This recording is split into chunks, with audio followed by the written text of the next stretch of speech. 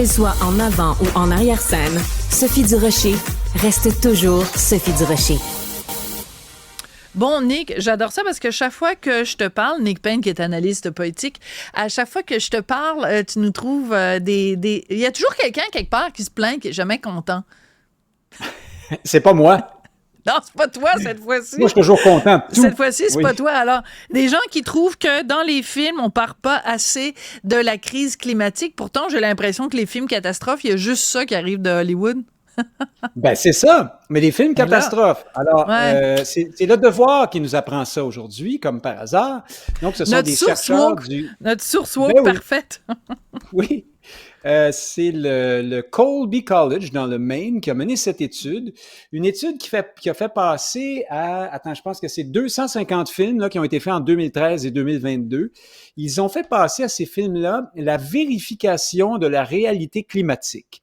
Alors, qu'est-ce que c'est, ça? Il s'agit de voir... C'est de la sodomie de coléoptère, c'est ça que c'est! C'est de l'enculage de mouche! Non, mais tu vas voir, les critères sont très, très minimaux. Il faut que quelqu'un, dans le film, à un moment donné, ait l'air de savoir que ça existe, le réchauffement climatique. Pas plus que ça. Ça peut être un personnage. Il y a un exemple qui est cité dans Le Devoir d'un personnage dans un film, là, probablement. C'est un film de super-héros, là. C'est probablement un gars qui est suspendu après un bateau en perdition, puis il dit quelque chose genre I don't care if the ocean's rising. Là, ça me dérange pas que l'eau monte dans les océans. Tu vois que eux, ils considèrent que ça, c'est déjà une référence suffisante pour passer le test. Si tu fais ça, t'es du bon bord. Au moins, il y a quelqu'un quelque part qui reconnaît que l'apocalypse est à nos portes. Il reconnaît que ça existe. Il est dans le camp du bien. Exactement. Ouais, le camp du bien. Qui veut pas qu'on s'endorme, hein, qu'on se divertisse trop. On est devant le film, on avait presque du plaisir. Hop! Non, il y a le réchauffement climatique. Oublie pas ça, mon Joe. Alors, c'est ça l'idée, hein, c'est de nous garder en éveil tout le temps, puisqu'on est à l'ère de l'éveil. Ça soulève une question. Alors, il y a 10% des films, grosso modo, qui passent le test.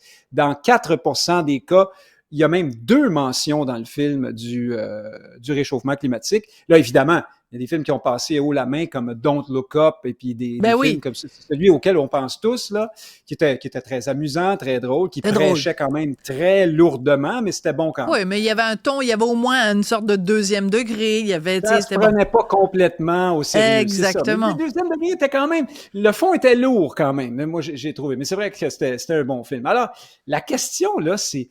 On est-tu obligé de se faire éduquer à travers le cinéma dans ce cas-ci ou les séries télé dans d'autres cas? Là, je pense tout de suite à Netflix qui excelle là-dedans, mais Crave aussi au Québec, au Canada. Les séries télé québécoises, là, il y en a là, qui font notre rééducation très solidement aussi, pas juste sur l'environnement. Le dernier, avant le crash de Kim Lizotte, c'est un slogan de Québec solidaire pendant une saison complète. Il y a... tu te souviens, connais-tu Doute raisonnable avec Julie Perrault? Dans ça, on nous instruit, on nous éduque sur les agressions sexuelles et sur la psychologie des victimes dans ça. Beaucoup des femmes, c'est un sujet sérieux, c'est un sujet important, mais voilà, la série est quand même lourde un peu. Je sais pas si tu as déjà vu Haute Turbulente. Alors là, ça, c'est plutôt mauvais. C'est avec Hélène Florent. Ça a été tourné dans le nord de l'Ontario et c'est sur les Autochtones. Alors là, on est dans un monde fantasmé où tous les Blancs, là, mais ils sont racistes, là, c'est hallucinant. On est comme au Mississippi. Et les Autochtones sont tous parfaits? Ah, ils sont fins, ils sont branchés sur la nature, sur les cycles, les planètes, les ours, les peaux d'ours, là, tu sais, là.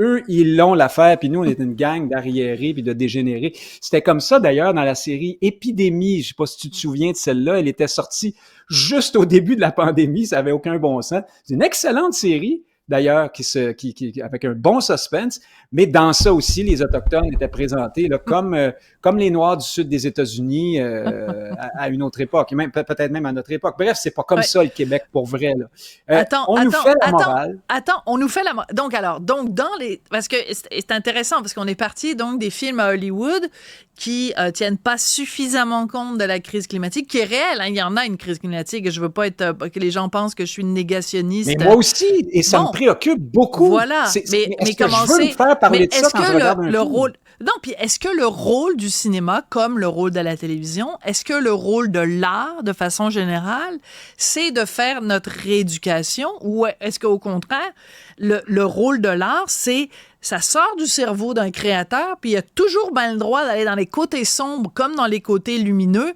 Et le but d'un créateur ne devrait jamais être de dire je suis là pour rééduquer la population et lui faire pencher du bon bord. C'est pas ça le rôle d'un artiste. Alors, la raison pour laquelle j'étais très malpolie en te parlant, tu as dû me voir pianoter sur mon petit ordinateur MacBook Pro, c'est que je voulais retrouver un texte, parce que tu disais, dans les séries télé, on est très moralisateur au Québec et on est très, justement, dans la rééducation, mais ça va jamais assez loin.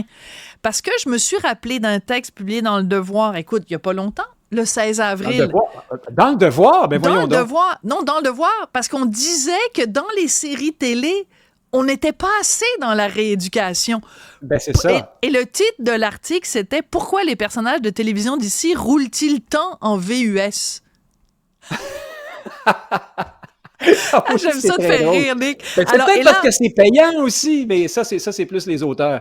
Mais, oui, et alors c'est le Conseil québéquois des événements éco-responsables qui avait fait une espèce de document pour dire, ben là, tu sais, quand ils nous montrent quand la télévision nous montre à répétition des gestes qui ne sont pas éco-responsables, elle les normalise. Alors, par exemple, des gens qui jettent des choses à la poubelle et qui trient pas leurs déchets, qui mettent pas au recyclage ou qui ont des tasses à café qui sont pas des tasses, tu comprends, réutilisables. Être responsable. Il faut responsabiliser. Tu te souviens de cette critique de Radio-Canada qui a dit que Denis Arcand fait des films irresponsables. Irresponsables, oui. C'est-à-dire que tu peux montrer des pédophiles à la télé.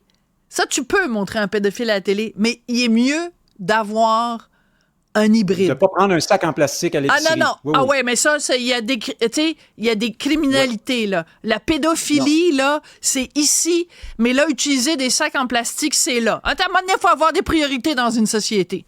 C'est pas parce qu'on rit que c'est drôle, mais tout ça a l'air... Tu sais, dans les années 60-70, les grands-parents là, de ces petits curés-là prêchaient l'amour libre, la drogue, tout ça. Bon, ils ont tous fini en désintox, puis en dépression, puis tout démoli. Là, ce sont leurs petits-enfants qui sont comme dans l'éveil, hein, on le ressac face à ça.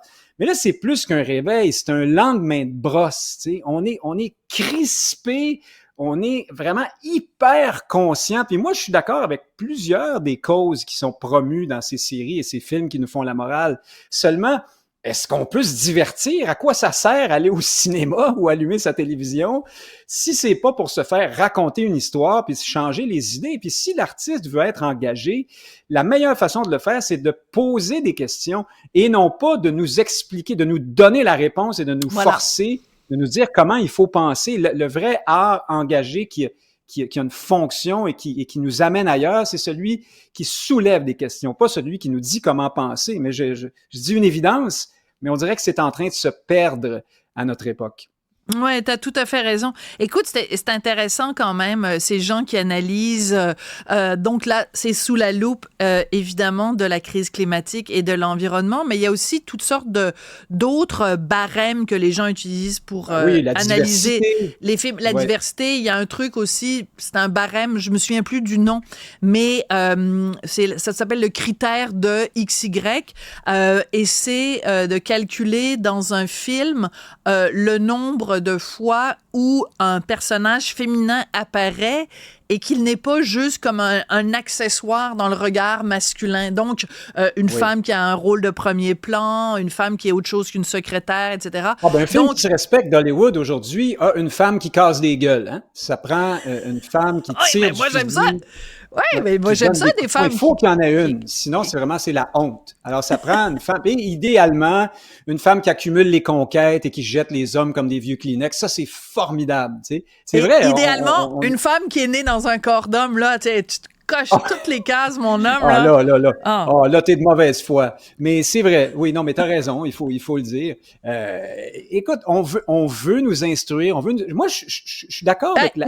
on va se quitter là-dessus. Je te remercie beaucoup, Nick Payne, et je te dis à la prochaine. prochaine. C'est correct.